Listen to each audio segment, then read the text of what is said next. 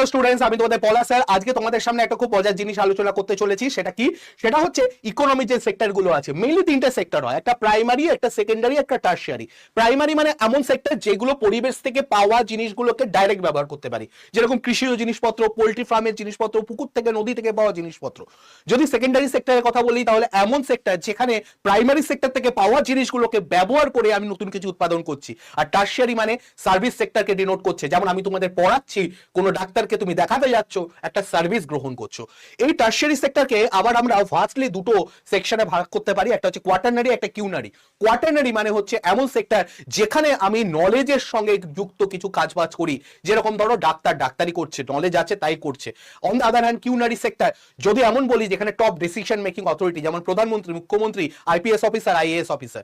তো তোমরা এর বাইরে কিছু এক্সাম্পল দিতে পারবে যে কিউনারি এবং কোয়াটারনারি সেক্টরের কোনো এক্সাম্পল তোমাদের